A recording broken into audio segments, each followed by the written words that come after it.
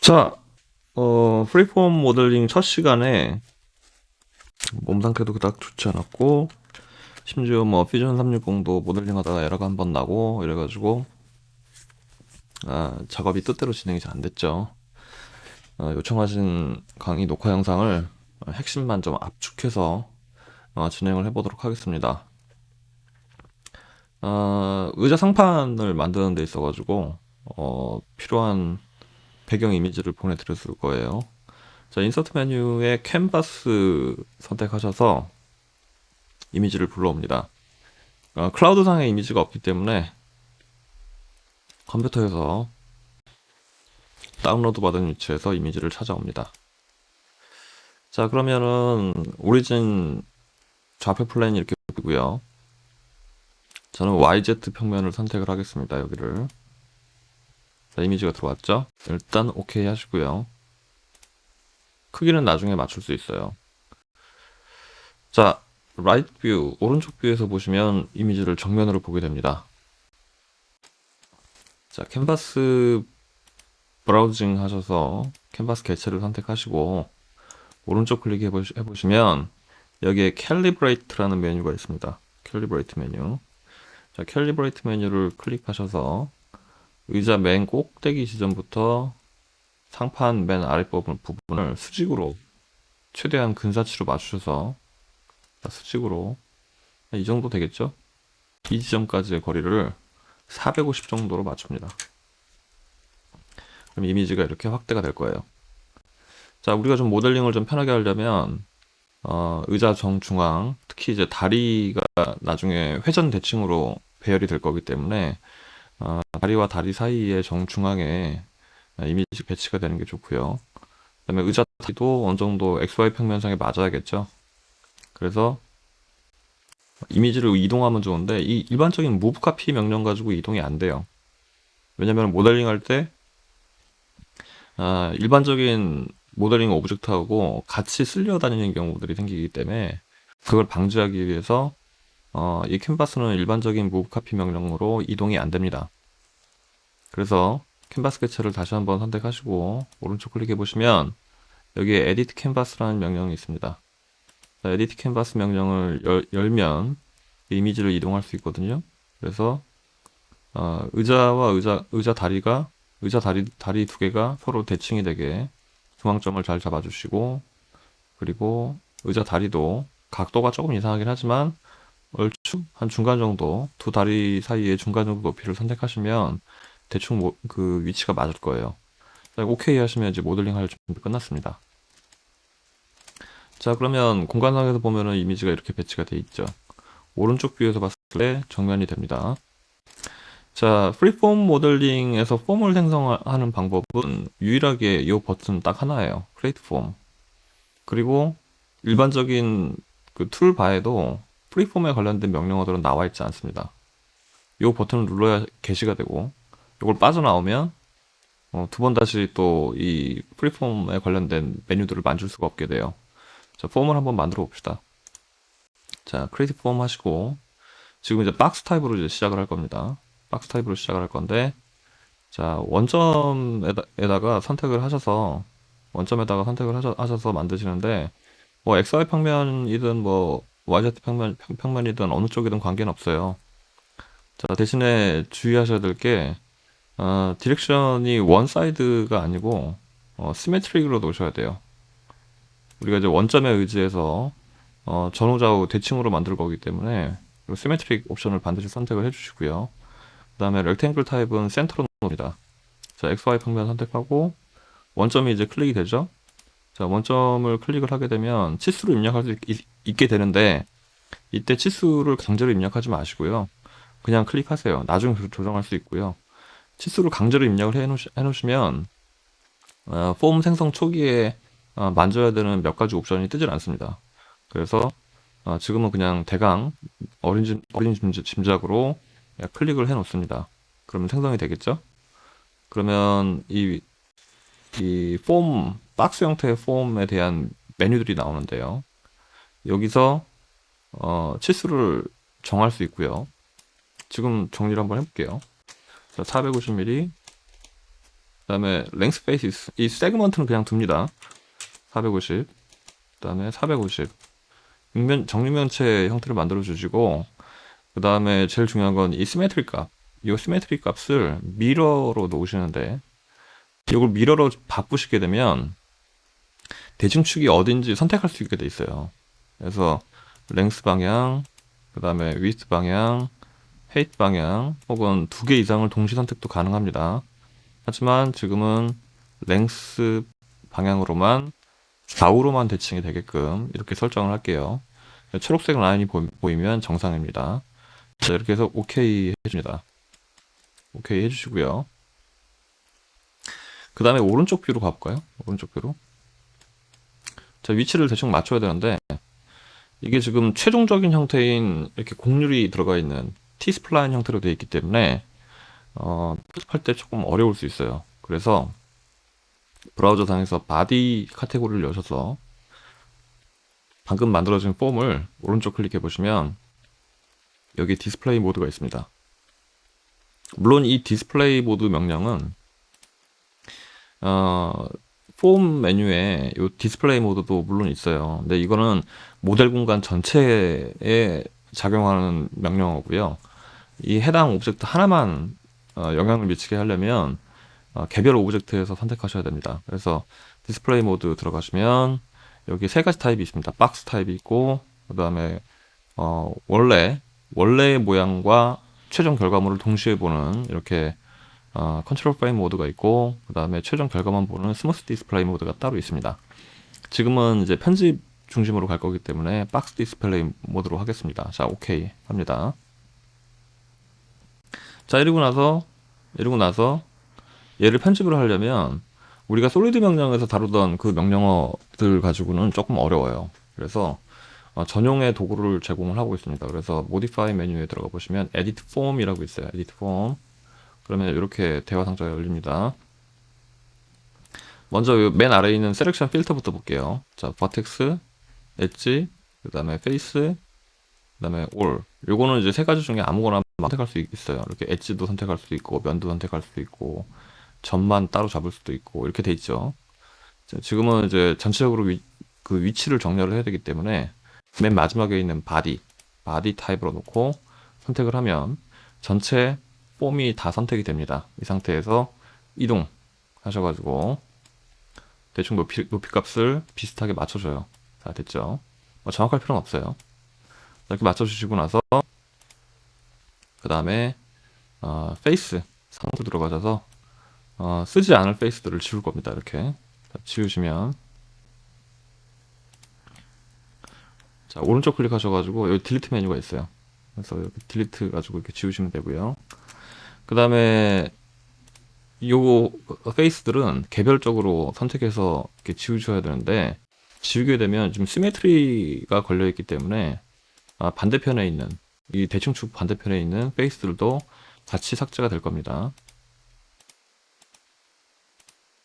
자, 이렇게 해서 니은자 형태의 폴리곤만 남깁니다. 그리고 나서 엣지 모드로 가서 의자 형태에 근접하게끔 좀 정리를 해줄 거예요. 자, 맨 위에 있는 엣지부터 순차적으로 잡아서, 요거는 오케이 하고 나가시면 안 돼요. 자, 라이트 뷰로 다시 갑니다. 여기서 위치들을 대강 비슷하게 맞출 거예요. 자, 이 측면 뷰에서는 우리가 화면 방향으로 바라보고 있는 이 엣지를 잡을 수가 없어요. 그래서 불편하지만 뷰를 돌려가지고 일일이 선택을 해주셔야 됩니다. 자, 다시 라이트 들어가셔서 정리를 하시고요. 이런 식으로 대칭이 걸려있기 때문에 하나만 잡으면 되겠죠. 자, 라이트 뷰 여기서 이 코너의 엣지는 이렇게 정렬합니다. 그래야 나중에 자연스럽게 이 곡률을 따라갈 수 있어요. T스플라인은 이제 버텍스와 버텍스 사이에 그 평균 값을 계산해 가지고 곡률이 흐르는 방식으로 되어 있기 때문에 이런 부분들을 조절할 때 너무 타이트하게 붙이시면 안 됩니다. 이렇게 붙이면 안 되겠죠. 그럼 훨씬 더 작게 나옵니다. 예. 여유 있게 이렇게 전체 볼륨의 외곽을 감싸 안을 수 있게 정리를 해주시고요. 이렇게 정리를 해주시고, 마찬가지로 이쪽도 자, 라이트 뷰에서 보고 정리를 해나갑니다.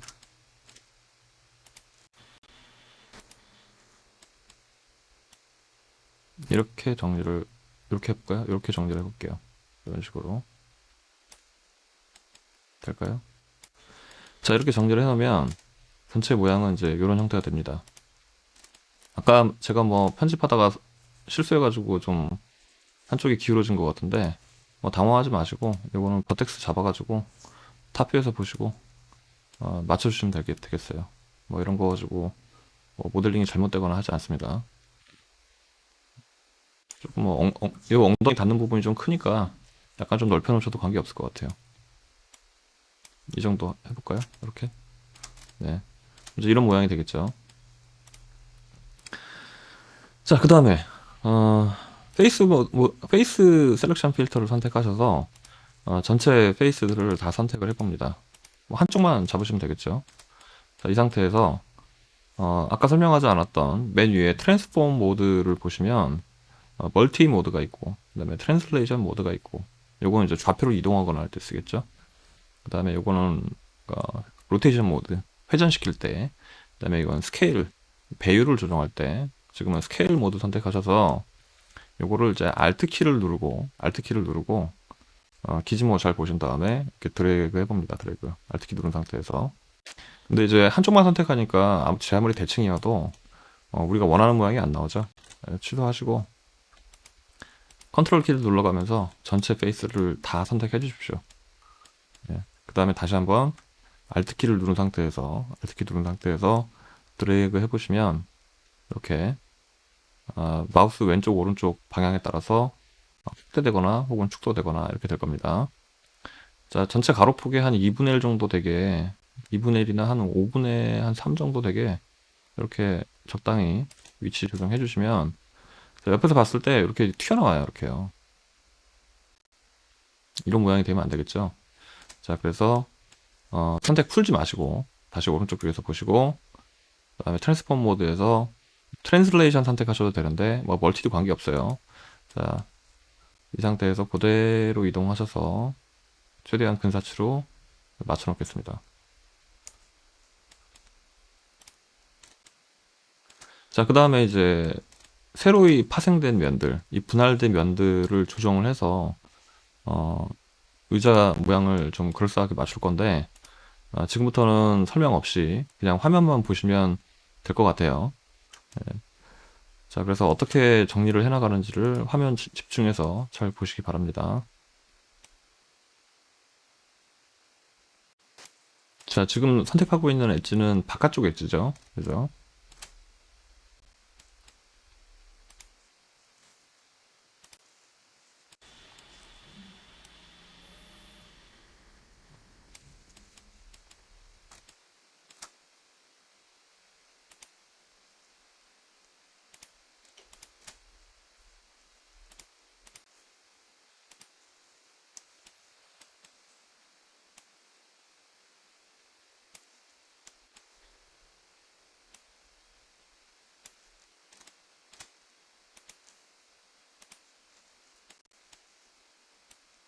자, 면 개수가 늘어났기 때문에 아까보다는 조금 더 섬세하게 모양을 정리를 할 수 있을 거예요. 자, 그 다음에 가급적이면 이런 그 세그먼트들도 깔끔하게 정리를 해주는 게 좋겠죠. 이번엔 버텍스 모드에서 각 정점들을 잡아서 요것들도 정리를 해줄게요.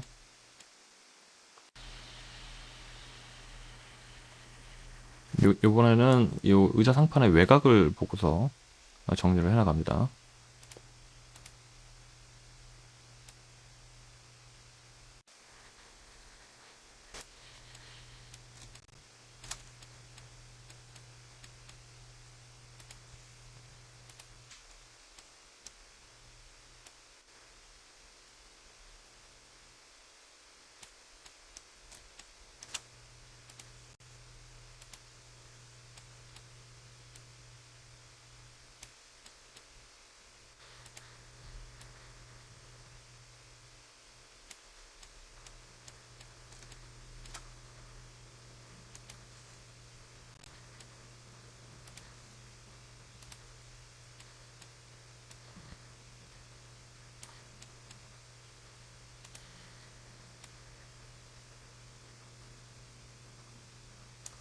자, 이런 식으로 정리를 해주면 아, 처음 봤던 모양하고 조금 좀 다른 모양이 될 겁니다.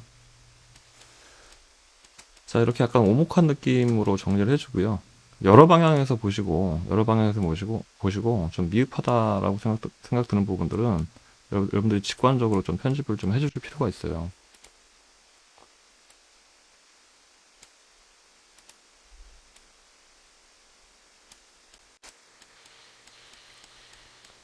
자, 이렇게, 어,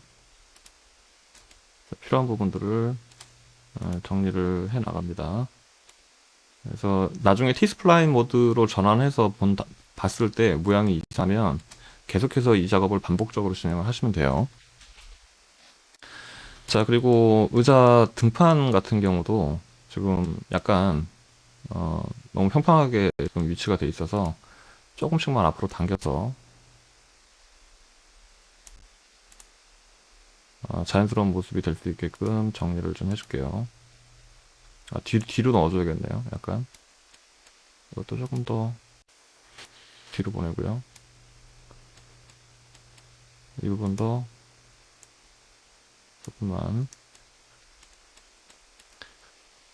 그리고 여기 있는 버텍스들 얘들도 조금 더 앞으로 당겨주고 위로 올라와주고, 그래서 오목한 모양이 나올 수 있게 이렇게 정리를 해봅니다. 자, 이 부분도 경사가 너무 급하기 때문에 살짝만 들어줄게요. 자, 오히려 이 부분은 조금 더 높아야 될 겁니다. 그죠? 자, 일단 이 상태가 됐습니다. 여기까지 진행하시는데 조금 시간을 들여서 차근차근 진행을 해보시면 좋을 것 같아요. 자, 그리고 이 의자 등받이 부분도 수업 때는 좀 시간이 없어서 대충 했는데 좀 많이 넓죠. 그래서 위로 올라가면서 좀 좁아지는 상태가 되게끔 조금씩 정리를 해줍니다.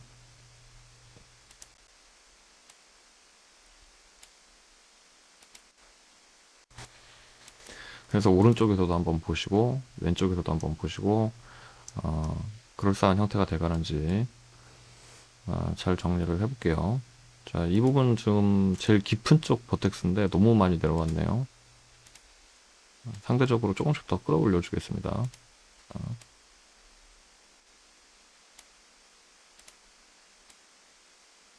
이렇게 정리를 해주고요. 얼추 비슷하게 돼가는 것 같죠? 네.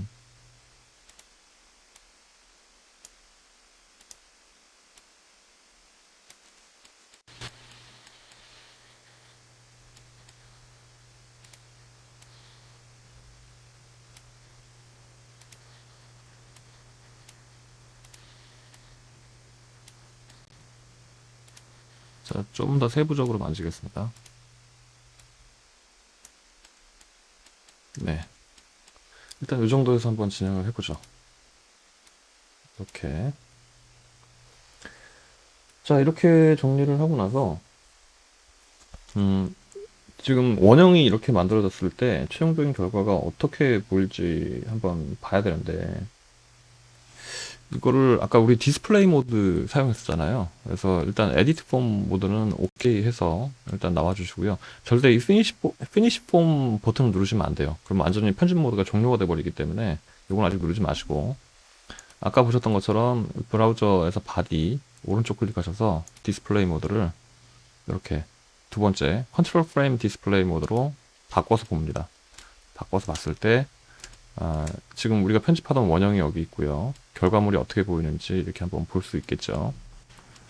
등판이 위로 올라가면서 조금 더 좁아졌으면 좋겠는데 이 상태에서 그냥 오케이 하시고 그냥 편집을 계속 하셔도 돼요. 그래서 modify, edit form 하신 다음에 버텍스 모드에서 조금씩 등판 각도 수정을 좀 해줄게요.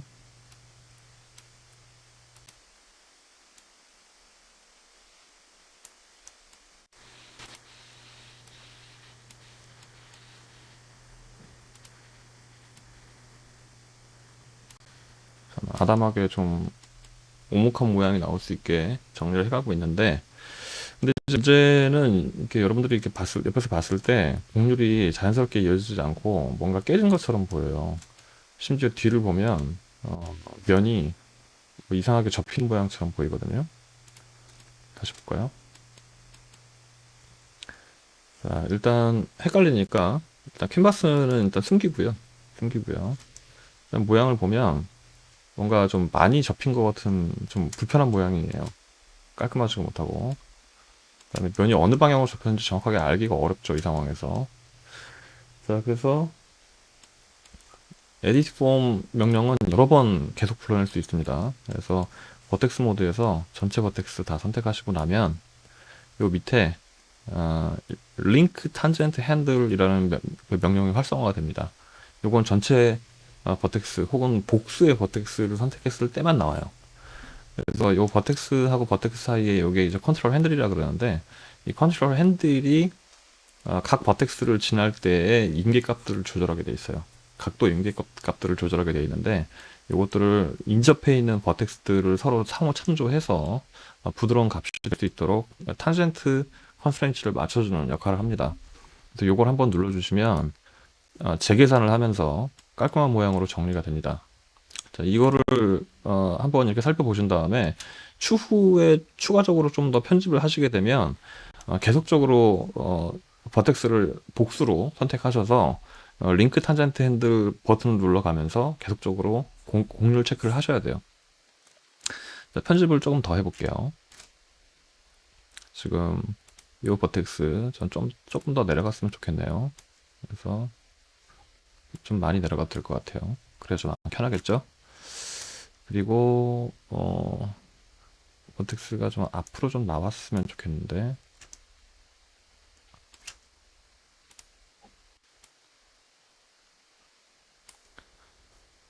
자, 네, 요 맨 끝에 있는 버텍스도 조금 더 앞으로 나왔으면 좋겠어요.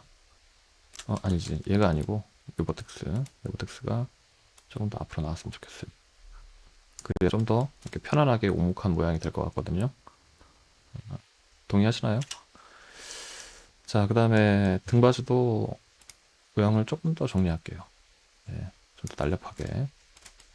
약간 좀 뚠뚠해 보이기 때문에.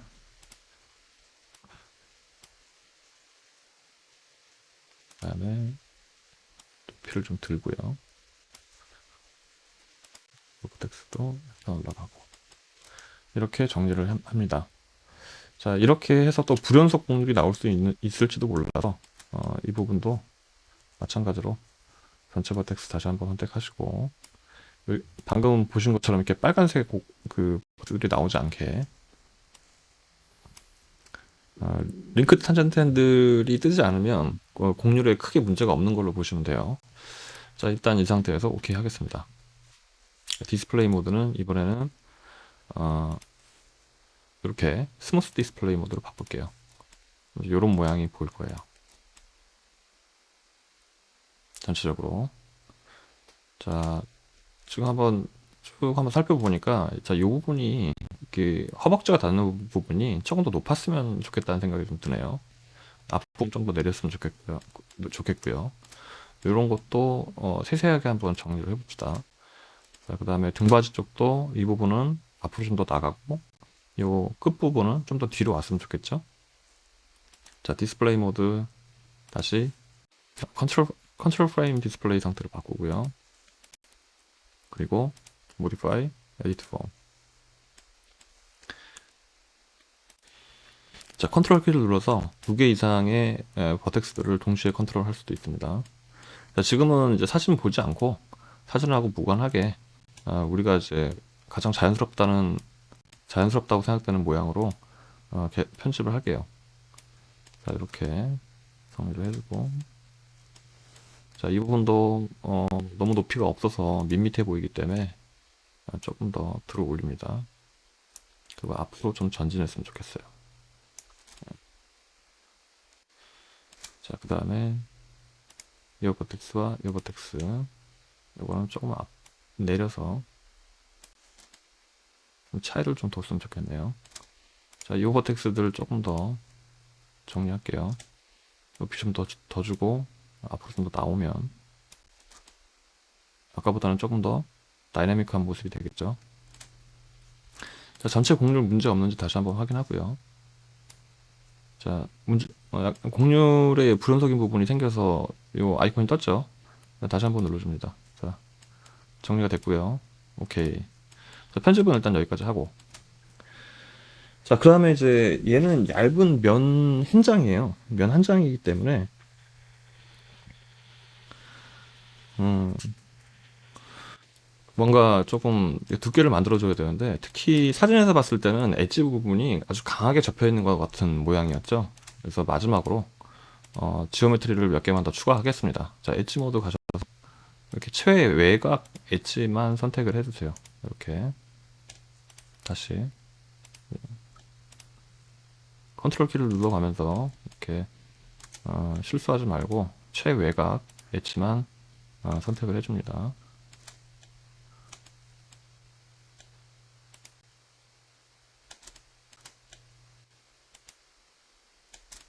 그렇죠? 자, 이렇게 선택을 하고 나서 마찬가지로 반대편도 모두 선택을 해주는 게 좋을 것 같아요.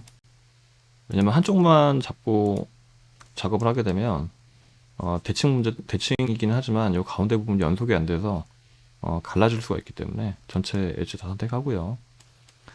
자, 그 다음에 Alt 키 누른 상태에서 지금은 이제 멀티 모드 혹은 트랜슬레이션 모드로 놓고 작업하셔야 돼요. 자, Alt 키 누른 상태에서 YZ 평면 방향으로 드래그 하시면 엣지가 끌려 나오면서 새로운 면이 파생이 됩니다. 이렇게. 그러면 뒤에서 봤을 때 이렇게 라운드 되면서 접히는 면들이 생길 거예요. 자, 그렇지만 이걸 이제 오른쪽에서 보게 되면 약간 뭔가 좀 불완전한 부분들이 좀 있어요. 그래서 놓치지 말고 이것도 버텍스들 좀 정리를 좀 해줍니다. 그러니까 이 프리폼 모델링은 꼼꼼하게 해주면 해줄수록 좋아요. 선택을 잘못했죠? 자, 앞으로 좀 전진해서 끌고 나와서요. 좀 이렇게 여유 있게 이렇게 앞으로 내밀 수 있게끔 해주고요. 그 다음에 이 최외곽 버텍스들도 약간 좀 여유 있게 가지고 나옵니다. 이렇게 펴줘야 되겠죠? 이렇게 바깥으로 이렇게 펴줍니다. 네. 그럼 밑에서 봤을 때 이렇게 말려 들어가지 않게 정리를 잘 해줍니다. 포인트 상태 잘 눈여겨보시고요. 자, 이렇게 여기도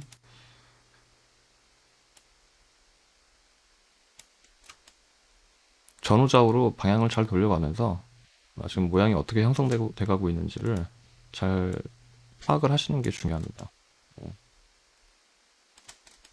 최대한 천천히 진행을 하고 있으니까.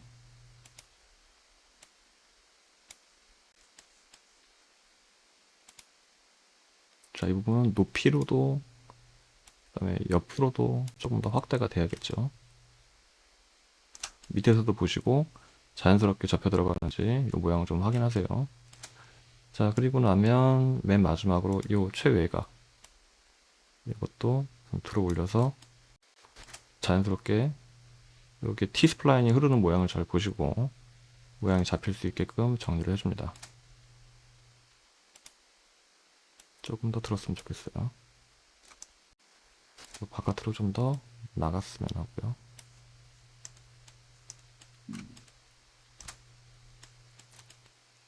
자, 여기 아직 안 만진 부분이 있네요.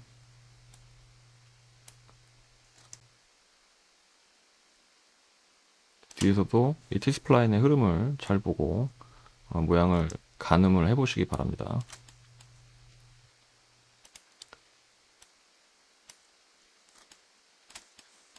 자, 너무 많이 바깥으로 벌린 것 같아서 조금만 밀어 넣을게요.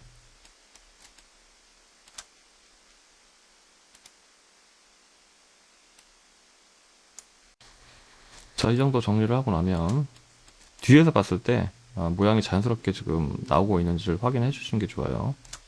자, 전체 버텍스 다시 한번 선택을 하시고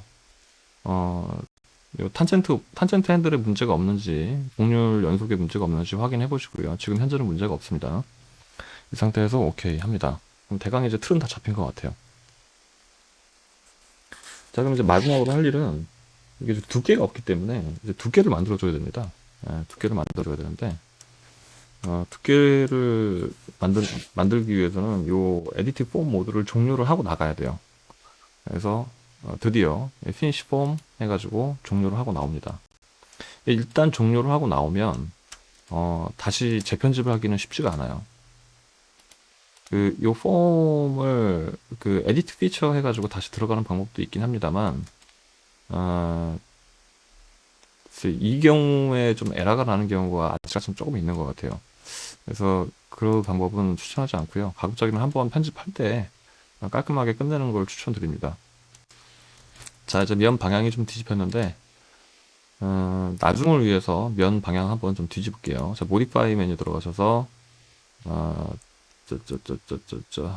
어, 들어가셔서, 현재 지금 이게, 서피스 메뉴에 들어가셔서 모디파이 탭에 들어가 보시면은, 리버스 노멀이라고 있어요. 그래서, 모디파이 메뉴에 리버스 노멀, 요거 가지고서, 오케이 해주시면 면 방향을 뒤집을 수 있겠죠. 자, 여기가 이제 뒷면이 됐고요. 이쪽이 이제 앞면이 됐습니다. 두께를 만들어줘야 되는데, 두께를 만들어줄 때는 서피스 메뉴, 지금 현재는 지금 서피스 형태의 바디로 등록되어 있습니다만, 서피스 메뉴 에서 우리가 작업을 할 수밖에 없어요. 왜냐면 폼이라는 개체 자체는 분류상으로는 그냥 얇은 면 한 장이기 때문에 일단 폼 모드를 종료하고 나왔을 때는 서피스 개체로 편입이 됩니다. 그래서 아까 우리가 보라색으로 봤던 개체 타입이 지금 서피스 형태처럼 보이는 걸 알 수가 있어요. 자, 스테이큰 명령 가지고, 자, 크리에이트 메뉴에 스테이큰 명령 가지고 개체 선택하신 다음에 좀 교재는 지금 몇 미리 잡았냐면은 한 3mm 정도 잡았어요. 자, 그래서 두께 한 3mm 정도 주고요. 그 다음에 뒤에서 보시면 이렇게 두께가 생긴 걸 볼 수가 있습니다. 3mm를 줬는데 제가 보기엔 이거 교재상에서 3mm 잡은 건 너무 얇아요. 제가 보기엔 한 6mm는 줘야 돼요. 3mm 가지고 여러분들이 앉았을 때 의자가 안 부서질까요? 제가 보기엔 위험하다고 보거든요. 이거는 저자가 조금 착각한 것 같고, 일단 6mm 정도 주겠습니다. 자, 그래서 이제 아까 노멀을 제가 한번 뒤집었는데, 왜 노멀을 뒤집었냐면, 노멀 방향에 따라 가지고 이 thicken 명령으로 돌출되는 방향이 달라져요. 그래서 노멀을 우리가 의자 앉는 방향으로 줬기 때문에 그 방향으로 6mm가 올라오면서 두께가 생기게 됩니다. 자, 오케이 하고 나면 우리 브라우저 볼까요? 새로운 형태의 솔리드 바디가 하나 생겼어요. 바디 2번. 지금 기존의 서피스 바디를 켜보면 원본은 그대로 남아 있습니다. 우리가 모델링 할 때 이 원본은 필요가 없거든요. 그래서 원본은 반드시 딜리트 하시면 안 되고요. 그러면 이 컨스트럭션 히스토리가 다 깨져가지고 나중에 복원 작업이 안 돼요. 그래서 리무브 하시는 게 좋습니다. 리무브 하시면 이렇게 컨스트럭션 히스토리에 리무브 되었다라고 나오고, 이전 작업 기록들은 전부 다 남아있게 됩니다. 최악의 경우 이게 지금 이 솔리드 바디가 만약에 망가지게 되면 거꾸로 돌아와서 다시 작업을 할 수가 있기 때문에 그렇게 분리를 해주시는 게 좋아요. 자, 그러면은 이제 새로이 만들어진 이 솔리드 바디는 이 부분이 굉장히 좀 날카롭죠. 그래서 솔리드 메뉴 가셔서, 지금은 솔리드 개체이기 때문에 솔리드 메뉴에서 작업합니다. 그래서 모디파이 필렛 하셔서 전체 엣지를 다 선택을 합니다. 그리고 라운드를 주는데, 지금 전체 두께가 6mm이기 때문에 맥스 한 3mm까지 가능할지도 모르겠지만 3mm는 좀 불안하죠. 3mm 한번 해볼까요? 어떻게 되나?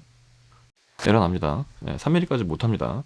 그래서 2.75 정도 주면 안전할 것 같아요. 자, 오케이 하면, 자, 우리가 스무스 디스플레이 상태로 봤을 때 이렇게 모서리가 보이지 않는 부드러운 형태로 모양이 정렬이 될 겁니다. 자, 이렇게 결과물을 만들어 봤습니다.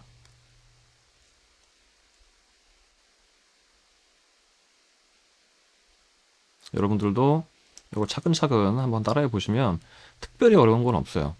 특별히 어려운 건 없고, 좌표를 다루는 게 처음이라서 좀 익숙하지 않은 것 뿐이고, 그 외에는 그다지 큰 어려움이 없기 때문에 천천히 한번 해보시면 될 것 같습니다. 네, 감사합니다.